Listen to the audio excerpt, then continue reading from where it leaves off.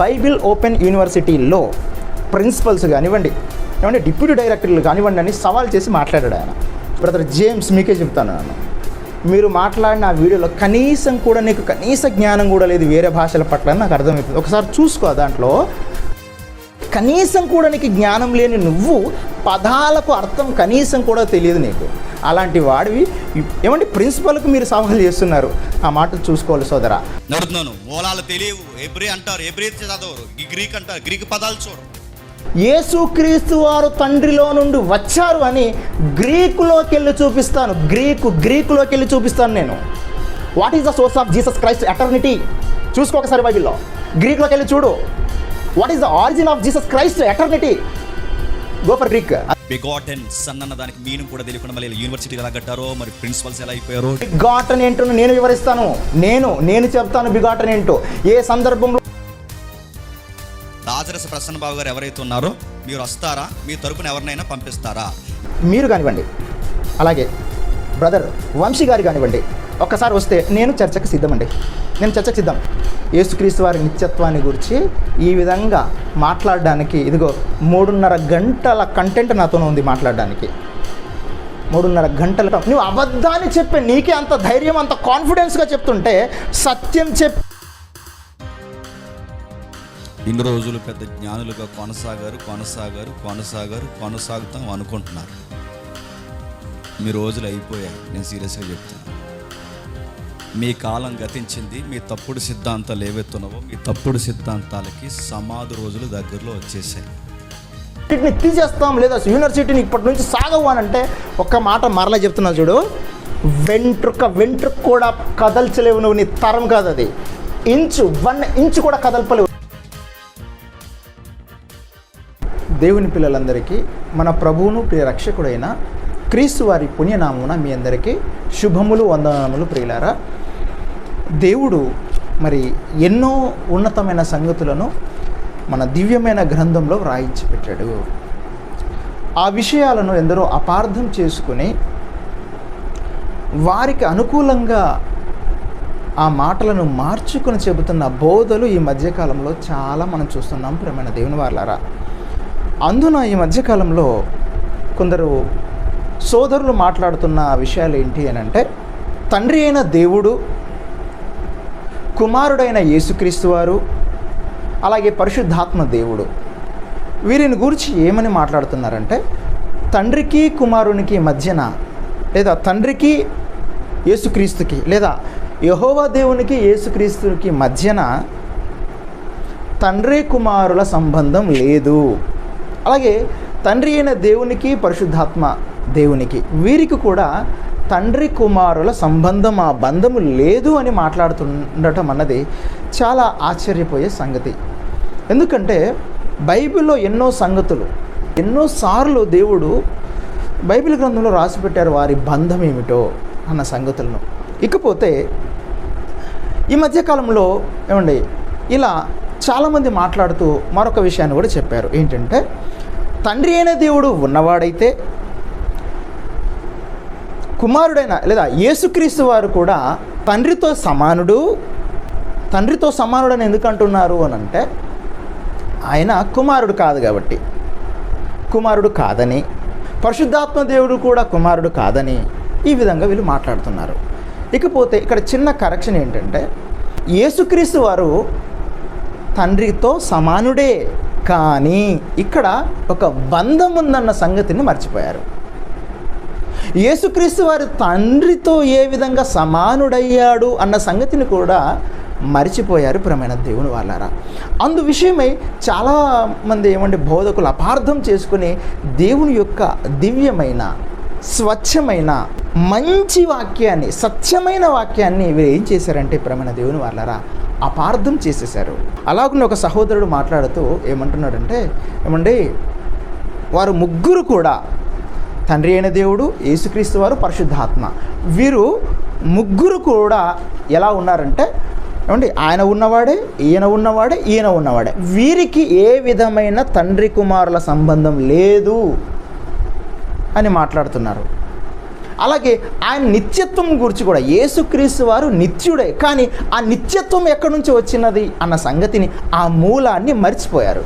అందుకే ఈరోజు మన పాఠం ఏంటంటే క్రీస్తు నిత్యత్వ మూలము అని పెట్టేశామండి. యేసుక్రీస్తు వారికి నిత్యత్వం ఎక్కడి నుంచి వచ్చింది?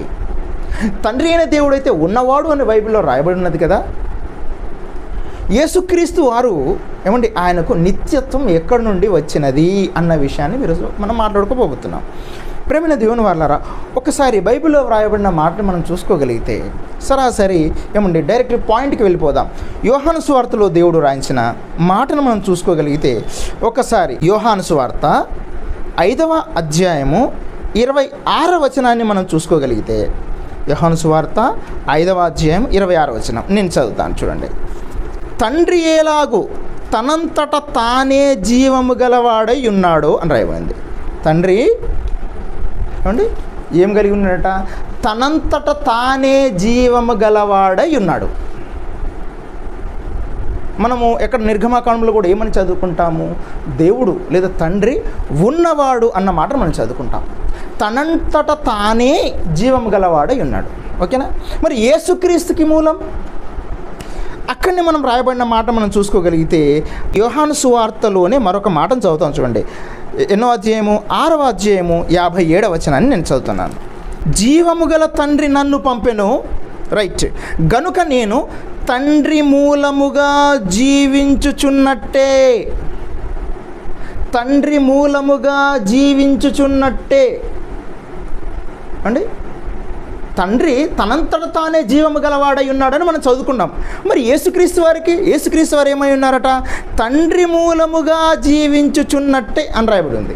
అంటే యేసుక్రీస్తు యొక్క జీవానికి మూలం తండ్రి, అంతే కదండి. యేసుక్రీస్తు యొక్క జీవానికి మూలం తండ్రి. ఇక్కడ రాయబడిన మాట అదే అండి. ఇజ్రాయేలీలకు మూల పురుషుడు అంటే దాని అర్థం ఏంటి చెప్పండి? అబ్రహాం గారు లేదా ఇస్సాక్ గారు, ఆ తర్వాత యాకోబు గారు. ఇజ్రాయేళ్లకు మూల పురుషుడు. ఎందుకంటే ఈ ఇజ్రాయేల్ అందరూ ఎవరి నుంచి వచ్చారంటే వారి నుంచి వచ్చారు. మూల పురుషుడు, పలానా మూల పురుషుడు అంటాం, అంతే కదండి. మోయాబుల మూల పురుషుడు అని ఒకరి గురించి మాట్లాడతాం ఏమండి. ఇలా మిద్యానీయుల మూల పురుషుడు అని ఒక వ్యక్తిని గురించి మాట్లాడతాం. అలాగుననే ఏమండి యేసుక్రీస్తు వారికి మూలం, యేసుక్రీస్తు వారికి జీవానికి మూలం. ఇక్కడ అపార్థం చేసుకోకూడదు, శారీరకంగా కాదు చెప్పిన మాట అది. యేసుక్రీస్తు వారు శరీరాన్ని ధరించుకుని భూమి మీదకి వచ్చాడే, ఆ విషయంలో చెప్పబడిన మాట కాదది. మరలా చదువుతాను చూడండి. జీవము గల తండ్రి నన్ను పంపెను గనుక నేను తండ్రి మూలముగా జీవించుచున్నట్టే. తండ్రే మూలం. నేను జీవించానంటే తండ్రి మూలము అని చెప్తున్నాడు ఆయన అండి. జీవము, ఒక మనిషి జీవిస్తున్నాడంటే ఏమండి దానికి అర్థం ఏంటి చెప్పండి? ఆత్మయే, యోహాను సువార్త 6వ అధ్యాయం 63వ వచనం, ఆత్మయే జీవింపజేయుచున్నది. ఓకే, ఆత్మయే జీవింపజేయుచున్నప్పుడు ఏమండి ఇక్కడ ఏమని రాయబడి ఉంది? ఇదిగో తండ్రి మూలముగా జీవించుచున్నట్టే. ఏమండి జీవించుచున్నట్టే అన్నాడంటే జీవానికి కొంచెం ముందుకెళ్తే జీవించుచున్నట్టు దాని అర్థం ఏంటి ఏమండి?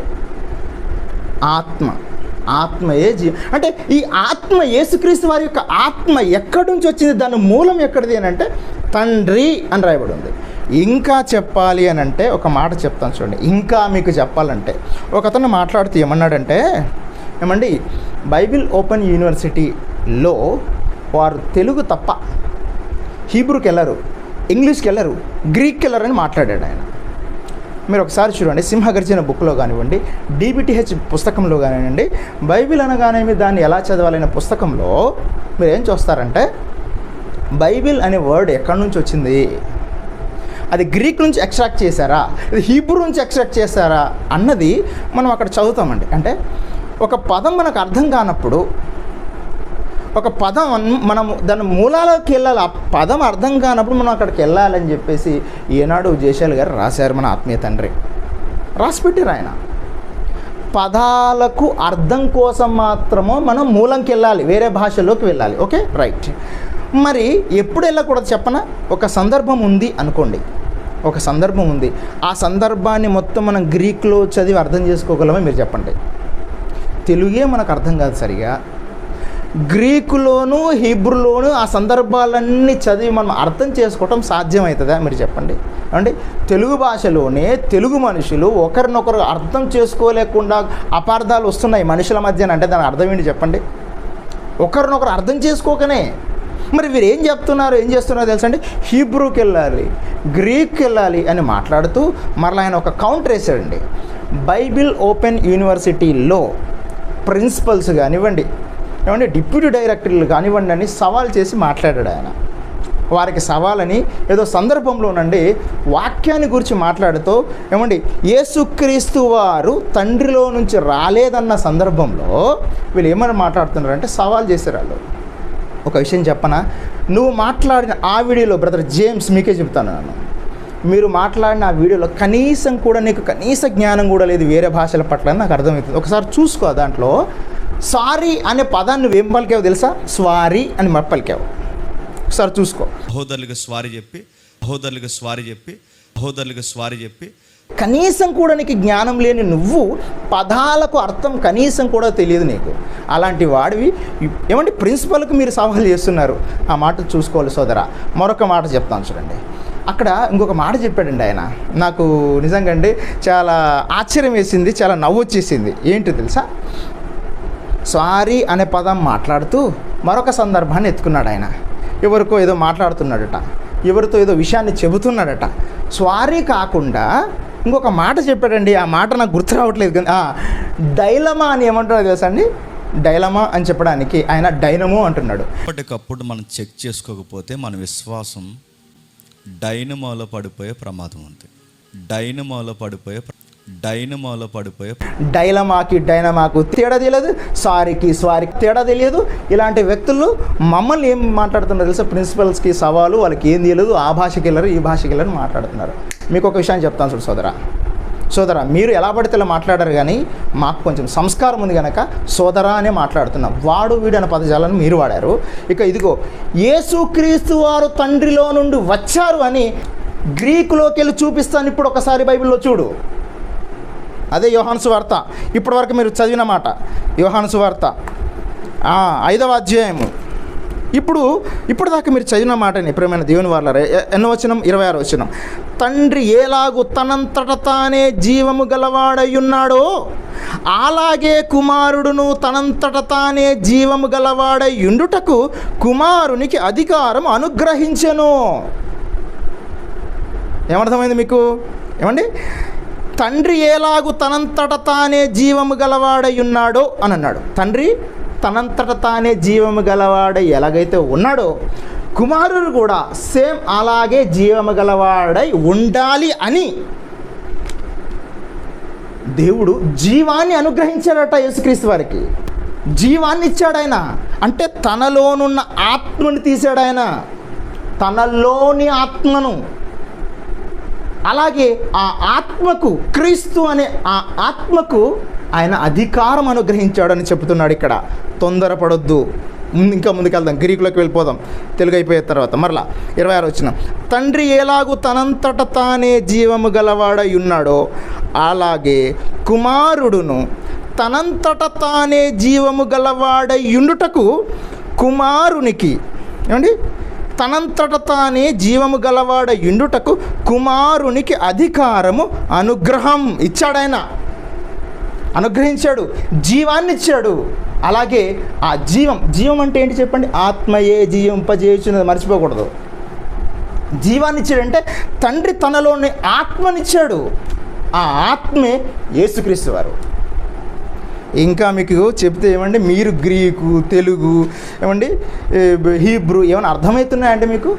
కనీసం డైలమాలకు డైనమాకు తెలియదు, స్వారీకి తేడా తెలియదు మీకు. అలాంటి మీరు మమ్మల్ని మాట్లాడుతున్నారు. ఇప్పుడు చూడండి బైబిల్లో, what is the source of Jesus Christ eternity?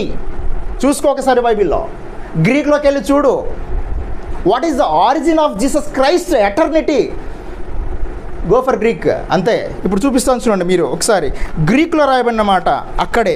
ఏమండి, గ్రీక్లో ఉన్న విషయాన్ని నేను చదువుతాను చూడండి. గ్రీక్లో ఉన్న విషయాన్ని అసలు మీకు తెలుగే అర్థం కాదు, అంటే ఎవరో చెప్పిన మాట, బిగాటన్ అని వర్డ్, బిగాటన్ మీకు తెలియదన్నావు.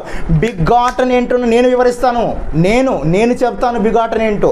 ఏ సందర్భంలో బిగాటన్ సన్ అని రాయబడి ఉందో మేము చెప్తాం. అది బిగాటన్ అనేది తెలియదు అంటావా? కనీసం సారీ, SORRY సారీ అన్నది తెలుసుకోయా నువ్వు? ఏమంటే మీకు ఏం తెలిసిన మాట్లాడుతున్నారండి మీరు? ప్రిన్సిపల్కి సవాలా? ఒక విషయం చెప్పనా, మరొక మాట మీరు చెప్పారు ఏంటంటే, Bible open university India international అవండి అయిపోయింది. ఇప్పటివరకు మీవి సాగాయి, ఇప్పటివరకు మీకు ఇప్పటి నుంచి సాగదండి, మీ కథ అయిపోయింది అన్నట్టుగా మాట్లాడారు. ఒక విషయం చెప్పనా, 2006 అంటే ఇప్పటికి సుమారుగా 19 సంవత్సరాలు, 2006 నుంచి చూస్తున్నాను. మీలాంటి వారు 3 సంవత్సరాలకు ఒకసారి, 4 సంవత్సరాలకు ఒకసారి ఏమండి యూనివర్సిటీని ఏదో ఒక మాట అనాలని, ఏదో రకంగా బాధ పెట్టాలని, ఏదో ఒక మాట అనాలని పుట్టుకొస్తూనే ఉన్నారు. కానీ చెప్తున్నాను చూడు, ఇంచు కూడా కదలలేదు యూనివర్సిటీ యొక్క సత్తా, సత్యం. ఎందుకంటే సత్యం మీద ఆధారపడ్డారు వీళ్ళంతా కూడా. యూనివర్సిటీలో ఉన్న వారంతా ఏమండి, డైరెక్టర్ గారు మొదలుకొని కోఆర్డినేటర్ వరకు బైబిల్ మీద ఆధారపడి బ్రతుకుతున్నారు. సత్యం ఏంటో తెలుసుకున్నారు. నువ్వేందయ్యా మాట్లాడేది? అడ్డదిడ్డంగా మాట్లాడుతున్నావు. కొంచెం నోరు జాగ్రత్త. వాడు వీడనే పదజాలం మాట్లాడుతున్నారు. సోదరా జాగ్రత్త. ఏమన్నాడు తెలుసా ఆ సామెతల గ్రంథంలో? జీవ మరణములు నాలుక వశము. బోధకులుగా ఉన్నప్పుడు మనం కొంచెం జాగ్రత్తగా మాట్లాడాలి. ఇంకొక విషయం ఏం చెప్పనా, ఇంకొక విషయం చెప్తాను చూడండి. మీరు డిబేట్కి రావాలి, ప్రిన్సిపల్స్ కాదు, వాళ్ళకి పెద్ద తలకాయలు అన్నావు. పెద్ద తలకాయలు కావాలన్నప్పుడు ప్రిన్సిపల్స్ అని ఎందుకు వాడావు నువ్వు? అది చెప్పు నాకు. పెద్ద తలకాయలు కావాలి అన్నప్పుడు ప్రిన్సిపల్ ఎందుకు వాడవయ్యా నువ్వు? ఒక విషయం చెప్పనా, మీరు కానివ్వండి, అలాగే బ్రదర్ వంశీ గారి కానివ్వండి, ఒక్కసారి వస్తే నేను చర్చకు సిద్ధమండి, నేను చర్చకు సిద్ధం. ఆయన ఒక డైలాగ్ మాట్లాడు ఏంటంటే 2 నిమిషాలు ఓడిస్తా అని చెప్పేశాడు. ఆయన తరం కాదని చెప్తున్నాను నేను, ఆయన తరం కాదు. ఏమంటే కనీసము చర్చ మీద కానివ్వండి, డిబేట్ మీద కానివ్వండి, అవగాహన ఉన్న వాళ్ళు అలా మాట్లాడతారా చెప్పండి? అసలు 2 నిమిషాలు సాధ్యమే పనే? ఆయన జయశాలి పిడి సుందరరావు గారు అనుకుంటున్నాడా? 2 నిమిషాలట. వంశన్న చెప్తున్నాను, నీ తరం కాదు. ఇంకో మాట చెప్పనా, ఇంకో మాట, 2 నిమిషాలు ఓడిస్తానని నువ్వంటే అదే సబ్జెక్టు మీద DBTH ఫస్ట్ ఇయర్ వాడిని పంపిస్తాను. DBTH ఫస్ట్ ఇయర్ నీ తరం కాదని చెప్తున్నాను కదా. సినిమా డైలాగ్ లాగా మాట్లాడడం కాదు. నీకు అనుకూలంగా బైబిల్లో ఉన్న మాటలను, గ్రీకు హెబ్రు పదాలను పిల్లలు కూర్చోబెట్టి గంటల ప్రసంగాలు చెప్పావే. ఎన్నో మాటలు చెప్పారు మీరు, కానీ మరి ఈ మాటలు కనిపించలేదా? ఇప్పుడు గ్రీక్లో రాయబడిన మాట 5వ అధ్యాయం 26 వచ్చిన యోహాను సువార్తలో యేసుక్రీస్తు వారు తనను గురించి ఏం చెప్పుకున్నాడో ఒక్కసారి మాట చదువుదాం. ఇదిగోండి నేను చదువుతాను చూడండి. 5వ అధ్యాయం 26వ వచనంలో చదువుతాను. తెలుగు అర్థం కానీ మీకు మళ్ళీ గ్రీక్ అట మీరే కోరుకున్నారు, నేను చదువుతాను చూడండి. ఇదిగోండి, ఖథోస్ గార్ హో పాఠిర్ ఇచేయే జోయి ఇన్ ఎన్ హియాటో హోటస్ ఎడోకెన్ టో హుయావో జోయిన్ ఎన్ హియావుటో. ఏమర్థమైంది మీకు? ఏమర్థమైంది? అక్కడ నుంచి ట్రాన్స్లేషన్ ఇంగ్లీష్ నుంచి తెలుగులోకి తీసుకొచ్చాను. ఇప్పుడు వర్డ్ టు వర్డ్ ఎక్స్ప్లెనేషన్ చేస్తాను. వర్డ్ టు వర్డ్ ఎక్స్ప్లెనేషన్ ఇదిగోండి నేను చదువుతాను చూడండి. ఖథోస్ గర్ అంటే ఎందుకంటే, హో పఠీర్ తండ్రి, ఇచ్చాయ్ అంటే కలిగి ఉన్నాడు. దేని కలిగి ఉన్నాడు? జోయన్ జీవమును, ఎన్ హియాటో తనలోనే, తండ్రి తనలోనే జీవమును కలిగి ఉన్నాడు. నెక్స్ట్ హుటోస్ అట్లా లేదా అలాగే. డైరెక్ట్ నేను ఎక్కడి నుంచి మాట్లాడుతున్నా, గ్రీక్ టు తెలుగు. నెక్స్ట్ ఇంకేం రాయబడి ఉంది? ఎడోకెన్ అంటే ఇచ్చెను. ఎడోకెంటో అంటే ఇచ్చెను లేదా అనుగ్రహించెను. ఏమిచ్చాడు? టు హుయో ఎవరికి ఇచ్చారట? కుమారునికి. ఏమిచ్చాడట? జోయన్ ఎన్ హియాటో తనలోని జీవమునిచ్చాడు. ఇది మీరు ఇవ్వడం కాదు, ఇంటర్ప్రిటేషన్. ఇదిగో గ్రీక్ నుంచి తెలుగులోకున్న ఇంటర్ప్రిటేషన్. మీరు చెప్పారు గ్రీక్లోకి వెళ్ళమని చెప్పారు, చూసారా? ఇదిగో చదవండి. ఈ మాటలు కనిపించలేదా అన్నయ్య గారు, వంశీ గారు? 2 నిమిషాలట. నీ తరం కాదు, మరలా చెప్తాను, నీ తరం కాదు. ఆయన అంటున్నాడు జేమ్స్, BOUY మొత్తం ఇప్పటి నుంచి షేక్ చేసేస్తాం, మూసేస్తాం, ఏదో చంపేస్తాం, పళ్ళు కొరుకుతున్నాడు ఆయన. జేమ్స్ బ్రదర్ ఒక మాట చెప్పనా, ఇంచు కదపలేవు. ఇదిగో వెంట్రుక BOUY, వెంట్రుక కూడా కదపటం నీ తరం కాదు, గుర్తుపెట్టుకో. ఇది ఎక్కడ మీకు అర్థం కాలేదా? ఇది బైబిల్లో లేదా? మీరు చూసినా కనిపిస్తుంది. మరలా చెప్తున్న చివరి మాట ఇదిగో, జోయన్ ఎన్ హియాటో, తనలోని జీవమును ఎవరికి ఇచ్చాడట?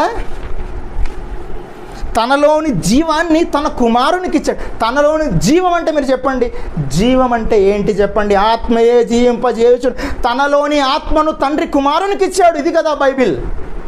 తనలోని జీవాన్ని కుమారునికి ఇచ్చాడండి. నిజంగా అండి, యేసుక్రీస్తు వారు భూమి మీద ఉన్నప్పుడు ఎంత బాధపడ్డాడు తెలుసా? తండ్రి మనల్ని వీళ్ళు అర్థం చేసుకోలేదు. ఒక అతను అన్నాడండి, ఒక ప్రధాన యాజకుడు అనుకుంటాను, బైబిల్లో మనం చూసుకోగలిగితే, నువ్వు తండ్రి అయిన దేవుని కుమారుడవేనా, నువ్వు ప్రమాణం చేసి చెప్పు అన్నాడండి యేసుక్రీస్తు వారిని. ఆయన ప్రమాణం చేసి చెప్పాడండి, నువ్వు అన్నట్టు ఆనపెట్టుచున్నాను, నువ్వు అన్నట్టే అన్నాడు. ప్రియమైన దేవుని వాళ్ళారా, ఆయనకేంటి చెప్పండి? అబద్ధం చెప్పడానికి ఏముంది? ఆయన భూమి మీదకి వచ్చి నటించాడా? ఏమండి, యెహోవా దేవుడట యేసుక్రీస్తు వారుగా వచ్చారట. ఒక అతను అంటున్నాడు పరిశుద్ధాత్మ దేవుడుగా వచ్చారట. మరలా వెళ్ళి ఏమండి మళ్ళీ యెహోవాగా పైన కూర్చున్నాడట. ఏం మాట్లాడండి అసలు? యేసుక్రీస్తు వారు సత్యమే మాట్లాడతారు. అందుకే ఆయన ఏమన్నాడు తెలుసా? నేనే మార్గమును, నేనే సత్యమును, నేనే జీవమును అని చెప్పాడు ఆయన. సత్యమైన యేసుక్రీస్తు వారు అబద్ధం ఎందుకు చెప్తారండి? నటించడానికి వచ్చాడు ఆయన. సంకల్పంలో నాటకాలు కూడా ఉంటాయండి. సంకల్పం నటించడం ఉంటుందా? ప్రియమైన దేవుని వాళ్ళారా, చాలా సత్యాన్ని అపార్థం చేసుకుంటున్నారు సోదరా. చూసుకుని మాట్లాడండి. మరొక విషయాన్ని చెప్తాను చూడండి. బైబిల్లో రాయబడిన మాటలు మనం చూసుకోగలిగితే ఒక్కసారి మత్తయి సువార్త 26వ అధ్యాయము 63వ వచనాన్ని నేను చదువుతున్నాను. మత్తయి సువార్త 26వ అధ్యాయము 63వ వచనం. అందుకు ప్రధాన యాజకుడు ఆయనను చూచి, నీవు దేవుని కుమారుడవైన క్రీస్తువైతే ఆ మాట మాతో చెప్పుమని జీవము గల దేవుని తోడని నీకు ఆనబెట్టుచున్నానెను. ఏమని రాయబడిందండి ఇది? నువ్వు దేవుని కుమారుడవేనా? నిజం చెప్పు, నువ్వు దేవుని కుమారుడవేనా? దేవుని కుమారుడవేనా? ప్రమాణం చేసి చెప్పంటే నీవన్నట్టే అన్నాడు. కింద మాట చూడండి. అందుకు యేసు నీవన్నట్టే కుమారుడండి ఆయన. ఆయనకు అబద్ధం చెప్పాల్సిన పని ఏముందండి? మరలా వీరేం చేయాలి? కుమారుడు పాత్ర నటించడానికి రాలేదు. ప్రియమైన దేవుని వాళ్ళారా, ఆయనకు నటించాల్సిన పని ఏముందండి? మనుషులు నమ్మించడానికి నాటకాలు చేయాలా మనుషులు చేసినట్టుగా? ఆయనకు అవసరం లేదు. ప్రియమైన దేవుని వాళ్ళారా, చాలామంది పొరపడుతున్నారు ఈ విషయంలో. ఇంకొక మాట చెప్పనా ఏమండి? ఎఫెసీ పత్రికలో మరొక మాట చూద్దాం. 4వ అధ్యాయం 6వ వచనం. ఎఫెసీలకు రాసిన పత్రిక 4వ అధ్యాయము 6వ వచనం. అందరికీ తండ్రి అయిన దేవుడు ఒకడే, ఆయన అందరికీ పైగా ఉన్నవాడై అందరిలోనూ వ్యాపించి అందరిలో ఉన్నాడు అని రాయబడిందండి. ఏముందండి? ఇదిగో, అందరికీ తండ్రి అయిన దేవుడు ఒక్కడే. మనకు తండ్రి అండి ఆయన దేవుడు. యెహోవా దేవుడు మనకు తండ్రి అయిన, అందరికీ తండ్రి అయిన దేవుడు ఒక్కడే. తండ్రి అయిన దేవుడు ఒక్కడే.